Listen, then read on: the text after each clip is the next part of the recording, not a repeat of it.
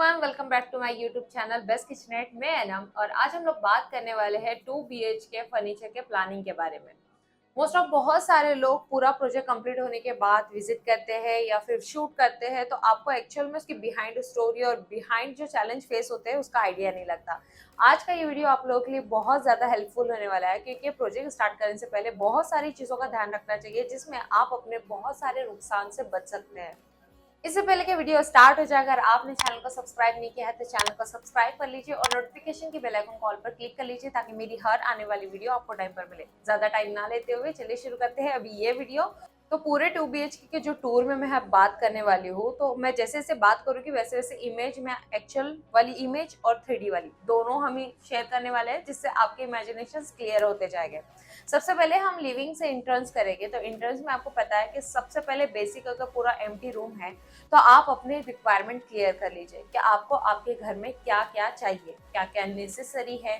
अगर आपका old furniture है तो आप उसका यूटिलाइज कहाँ करना चाहिए, कहाँ करने वाले हैं और कितने स्पेस वो आपका ओल्ड फर्नीचर लेने वाला है, फिर बचे हुए स्पेस पे आप क्या प्लान कर रहे हैं। इस हिसाब से आपके रिक्वायरमेंट सारी क्लियर होने के बाद फिर फाइनली जब इंटीरियर वाली प्रोसीजर आ जाती है तो उसमें देखा जाता है साइजेस के अकॉर्डिंग। अब हमने डिसाइड किया कि सामने की तरफ से हमारी बालकनी थी, बालकनी से जैसे ही अगर हम देखते हैं तो सामने की तरफ टीवी यूनिट का जो एरिया था वो काफी ज्यादा छोटा था, इसीलिए हमने टीवी यूनिट को राइट साइड में शिफ्ट कर दिया, जहाँ पे हमारा लिविंग का एक्चुअल डोर ओपन होकर स्टॉप हो जाता है।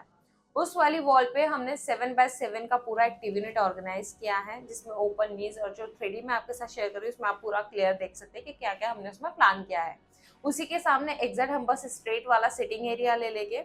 देन उसके बाद अब हम अगर आगे की तरफ बढ़ते हैं तो एक आ जाता है हमारा किचन का एंट्रेंस, बट यहाँ पे जो ओपन वाला एरिया है वो काफी ज्यादा बड़ा है। तो हमारे क्लाइंट की रिक्वायरमेंट कुछ इस तरह से थी कि वो उस साइड की तरफ से डाइनिंग एरिया रखने वाले थे। तो हम चाह रहे थे कि डाइनिंग और लिविंग में एक थोड़ा सा थोड़ा सम प्राइवेसी होनी चाहिए, जो तक लिटिल हो बट दिखने में अच्छा भी लगे लुक वाइज। तो पूरा एम्प्टी स्पेस करने से अच्छा है तो हमने वहाँ पे एक पूरा वुडन में फ्रेमिंग दे दिया, ताकि जो भी हमारे कॉर्नर्स होते हैं, मोस्ट ऑफ हमने देखा है कि जब जहाँ पे ओपन वाली स्पेस आ जाती है तो वहाँ पे जस्ट एक वॉल का बीम वगैरह कवर हो जाता है। तो हमने सोचा क्यों ना इसको प्लाई में कन्वर्ट करके हम पूरा एक फ्रेमिंग वर्क कर दे, ताकि जब भी आप वहां से गुजरो तो वो डैमेज नहीं होते प्लाई की फ्रेम।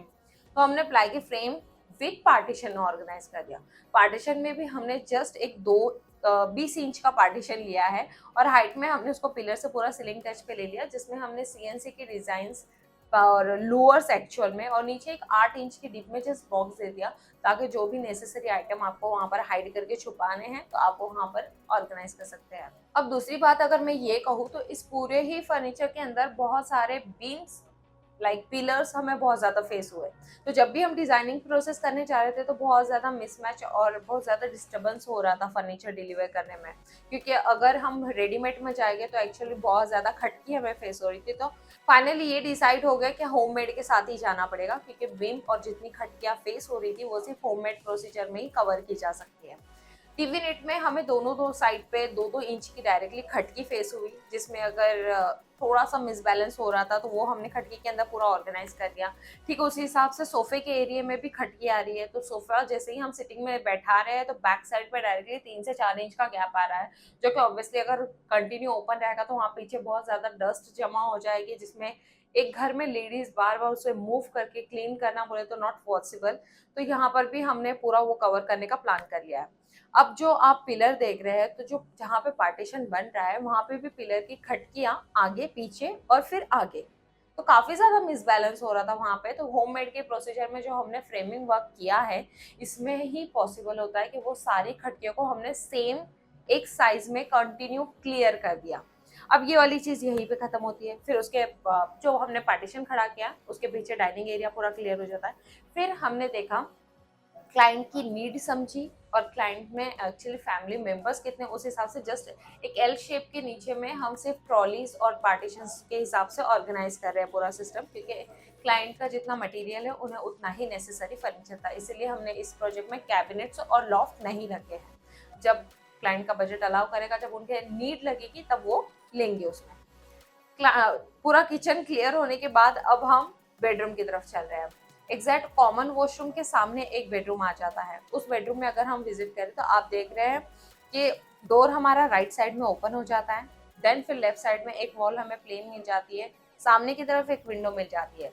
हमने इस रूम के 2 टाइप से डिजाइन्स मेकिंग किए थे। हम सोच रहे थे कि जहाँ से ब्राइटनेस आ रही है उस पोजीशन के अकॉर्डिंग हम इस साइड पर डोर के एग्जैक्ट बाजू में बेड प्लान करे थे, बट कंजेस्टेड हो रहा था काफ़ी ज़्यादा रूम, तो हमें अपनी अवेलेबल के हिसाब से स्पेस भी देखनी है और प्लस हम उसका प्रॉपर तरीके से यूटिलाइज कर पाए, क्योंकि चीज़ एक बार बन जाती है तो हमें से प्रॉपर भी यूज करते आना चाहिए, एक्सेस होना चाहिए सारी चीजें। सो रूम की स्पेस देखते हुए काफी ज्यादा decision on the spot change हो जाते हैं। हमने फर्नीचर की साइजेस थोड़ी कम कम करके सारी अवेलेबल स्पेस निकाल ली और उस हिसाब से हमने बेड, साइड टेबल और वार्डरोब ऑर्गेनाइज कर दिया। सेम सेकंड बेडरूम में अगर विजिट करें तो यहाँ पे भी हमने सेम ये किया। यहाँ पे वॉशरूम अटैच है तो यहाँ की भी अवेलेबल स्पेस निकाल कर जितनी स्पेस हमें मिल रही है यहाँ पर भी सेम हमने 5 बाय 6.5 का बेड ऑर्गेनाइज कर दिया, 2 साइड टेबल और वार्डरोब विथ लॉफ्ट ऑर्गेनाइज कर दिए। अब सबसे लास्ट वाला पॉइंट पे अभी बात कर लेंगे कि अगर आप पीओपी प्लान कर रहे हैं तो वो फर्नीचर के पहले प्लान कीजिए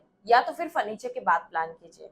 यहाँ पर हमारे क्लाइंट के साथ कुछ इसी तरह से प्रॉब्लम फेस हो गई कि उन्होंने हमसे पहले डील कर ली थी, देन उसके बाद पीओपी का प्रोसीजर स्टार्ट हुआ तो उन्हें इस चीज़ का बिल्कुल आइडिया नहीं था। तो जब पीओपी पूरी रेडी हो गई और हमने विजिट किया वहाँ पे, तो बहुत सारी प्रोसीजर में पीओपी फर्नीचर के अंदर आधी पैक हो जा रही है।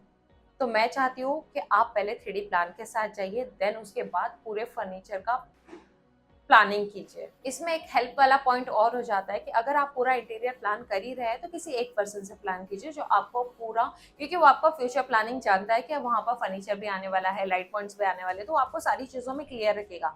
अगर आप अलग अलग टीम से कोऑर्डिनेट करके उसे बनाओगे तो ऑब्वियसली उसे नहीं पता कि यहाँ आप फर्नीचर में क्या प्लान कर रहे हो, फर्नीचर वाले को नहीं पता आप लाइट पॉइंट वाले से क्या प्लान कर रहे हैं, तो सारी चीज़ें मिसमैच हो जाती है और क्या हो जाता है हम कुछ अमाउंट बचाने के चक्कर में काफ़ी ज़्यादा एक्स्ट्रा इन्वेस्ट कर देते हैं जो कि बहुत ज़्यादा लॉस में जाते हैं। तो किसी एक से कांटेक्ट कीजिए, एक को ही पूरा दे दीजिए, वो प्रॉपर तरीके से अपने हिसाब से मैनेज करेगा। तो ये हमारा मोस्ट ऑफ जो पहला टूर था, इसमें आपने ये सारी चीजें देख ली। इसके बाद जब मैं शूट करूँगी तो लैमिनेट प्रोसीजर हो जाने के बाद एक शूट करूँगी जहाँ पे 80 या 70% वर्क हो चुका रहेगा, जिसमें मैं आपको बताऊंगी कि लैमिनेट कैसे चॉइस करने चाहिए, ब्राइटनेस को लेकर, रूम को लेकर, बहुत सारे आइडियाज मैं उसके अंदर और शेयर करने वाली हूँ। तो चैनल पे बने रहिए और वीडियो को सब्सक्राइब करना, चैनल को सब्सक्राइब करना मत भूलिए, क्योंकि चैनल को अगर सब्सक्राइब नहीं करोगे तो आने वाली वीडियो आपको पता नहीं चलेगी। नोटिफिकेशन के बेल आइकन को ऑल पर क्लिक कर लीजिए और वीडियो को लाइक जरूर कीजिए। मिलते हैं अगले एक नए एपिसोड के साथ, तब तक के लिए बाय बाय।